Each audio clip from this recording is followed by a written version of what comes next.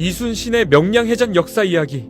안녕하세요. 위기에 빠진 조선을 구하려고 명량해전에 참가한 용감하고 멋진 수군 여러분, 반갑습니다. 저는 여러분에게 역사 이야기를 들려줄 선생님이에요. 오늘 여러분에게 들려줄 이야기는 누구일까요? 맞아요! 우리나라를 지킨 역사 속 가장 용감한 장군 이순신 장군과 명량해전에 대해 이야기해 줄 건데, 여러분 잘 들을 수 있나요? 우리나라는 왼쪽에는 중국이, 오른쪽에는 일본이 있어요. 또 삼면이 바다로 둘러싸여 있는 반도 국가라서 바다를 지키는 건 곧 나라를 지키는 매우 중요한 일이었어요. 일본은 섬에서 벗어나 대륙으로 진출하기 위해 우리나라를 향해 수없는 침략을 했고, 우리나라를 지키기 위해 정말 선조들의 많은 노력과 희생이 필요했어요. 우리나라의 바다를 지키신 분 누가 있을까요? 맞아요! 그럼 우선 이순신 장군을 만나기 위해 우리나라의 옛 이름 조선으로 함께 넘어가 볼까요? 이순신 장군은 1545년 조선의 수도 한양에서 태어나 외가인 충남 아산에서 소년기를 보냈어요. 어릴 적에도 친구들과 뛰어놀며 병정놀이를 좋아하는 아이였어요. 책 읽기보다는 활쏘기나 말타기 같은 무예 쪽에 관심이 많아서 나는 나중에 꼭 나라를 지키는 장수가 되고 말 거야 라고 생각했어요. 왜냐하면 북쪽에서는 오랑캐 여진족이, 동쪽에서는 일본의 해적인 왜구가 자주 국경과 해안가를 공격하여 사람들을 죽이거나 납치해갔기 때문이에요. 어른이 된 이순신은 나라를 지키는 장군이 되고 싶어서 활쏘기, 말타기, 창, 검을 잘 다루는지 시험 보는 무과시험을 준비하게 되었어요. 28세가 되던 해에 무과시험을 보던 중에 말에서 떨어져 왼쪽 다리가 부러져서 시험에 떨어지게 되었어요.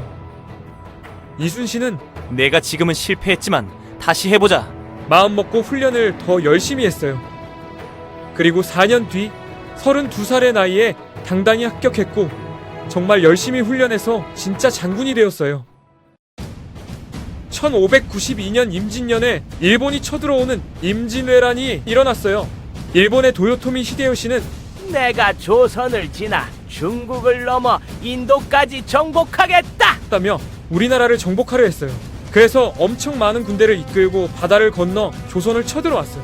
많은 백성들의 집과 논, 밭은 망가져서 고통받고 있는데, 조선의 왕인 선조왕은 왜군의 공격이 무서워서 백성들을 버리고 의주로 도망갔어요.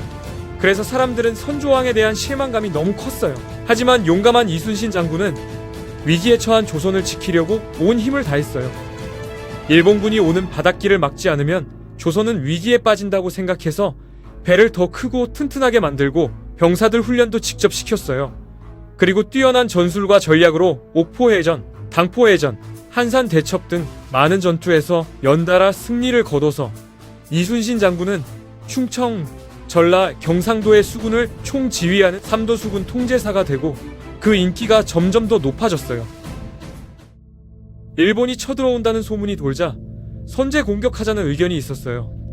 하지만 이순신 장군은 정보가 확실하지 않아 위험하다고 생각해서 출전하지 않았어요. 그런데 장군을 미워하던 사람들과 임금은 화를 내며 전쟁을 피했다!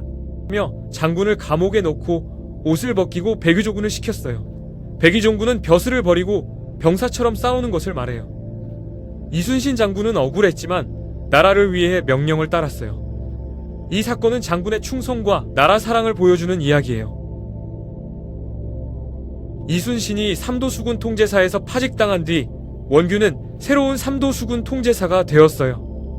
7월 15일 7천량에서 원균이 이끄는 조선수군은 일본군의 기습과 원균의 전술 실패로 140여 척의 판옥선 손실과 훈련받은 수천 명의 수군 병력 거의 전멸하여 조선 수군 역사상 최악의 패배한 전투가 되었어요.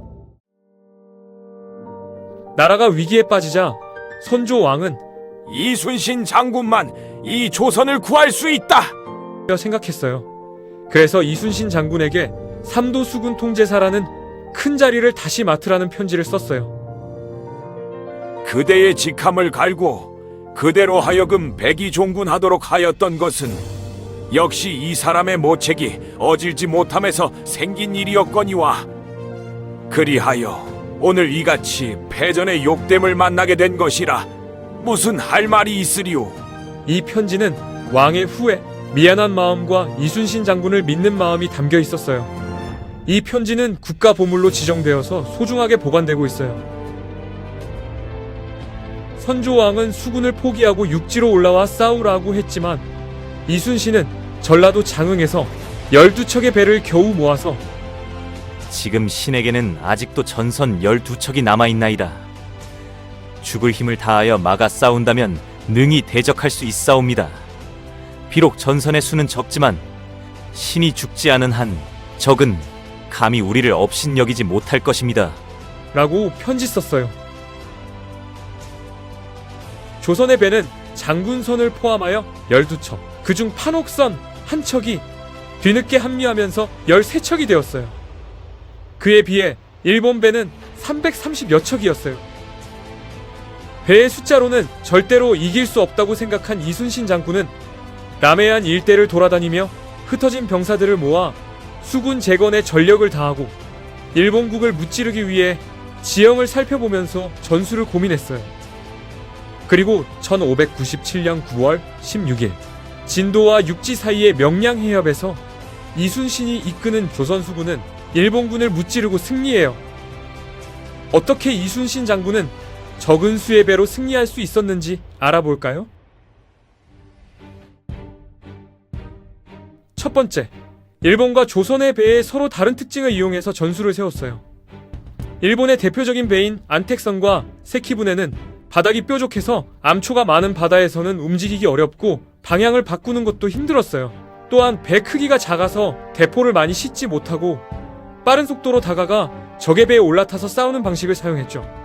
그래서 일본의 공격을 막기 위해 조선의 판옥선과 거북선은 높은 2층 구조나 지붕이 덮인 구조로 되어 있어요.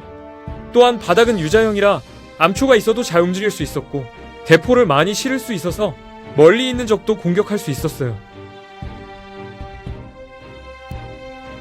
이순신 장군은 조선의 배가 유리하게 싸울 수 있는 장소를 골랐어요. 그곳은 바로 물살이 빠르고 좁으며 암초가 많은 울돌목이었어요. 이순신 장군은 일본 배들을 울돌목 안으로 유인한 뒤 조선의 배들은 밖에서 기다리다가 일본 배들이 나올 때 대포로 공격했어요. 그때 물살이 반대로 바뀌면서 일본 배들이 서로 부딪히며 엉키는 사이 이순신 장군은 정확한 포격, 빠른 판단, 그리고 병사들의 협동심으로 일본 배 31척을 침몰시키고 100여 척 이상을 부쉈어요. 반면 조선의 피해는 거의 없었고 결국 명량해전에서 큰 승리를 거두며 나라를 지켰어요. 튼튼한 배와 전략도 중요하지만 이순신 장군의 또 다른 비밀은 바로 신호연이에요. 신호연은 멀리 있는 배들에게 명령을 전달하는 연으로 오방색과 해, 산, 닷 같은 모양으로 메시지를 담아 하늘에 띄웠어요. 지금의 핸드폰 문자처럼 빠르게 명령을 전달할 수 있었죠. 배마다 신호연 병사가 따로 있었고 신호연 덕분에 조선의 배들은 마치 하나처럼 움직일 수 있었어요. 입구 왼쪽 신호연 그리기 존에서 다양한 신호연도 구경하고 나만의 신호연도 그려보세요. 오늘 이순신 장군과 명량해전에 대해 배워보니 어땠나요? 이순신 장군은 처음엔 시험에 떨어지고 억울하이도 겪었지만 포기하지 않고 도전해서 무려 23번의 전투에서 모두 승리한 전설적인 장군이에요. 백성을 위해 목숨을 걸고 싸운 진짜 영웅이죠. 우리도 장군님처럼 용기와 인내로 노력하면 뭐든지 해낼 수 있어요. 그리고 이 자리에 있는 수군 친구들, 모든 미션을 완수하고 12척의 배를 모았다면 명예수군 훈장을 받을 수 있어요. 이 훈장은 나라를 지킨 용감한 수군에게만 주는 특별한 상이랍니다. 훈장을 볼 때마다 이순신 장군님의 용기와 나라 사랑을 떠올리며 나도 할 수 있어! 를 외쳐보세요. 그럼 이제 마지막으로 우리나라를 지켜주신 이순신 장군님께 감사의 인사를 다 같이 외쳐볼까요? 이순신 장군님 감사합니다. 목소리가 작아요. 한 번 더 크게. 이순신 장군님 감사합니다.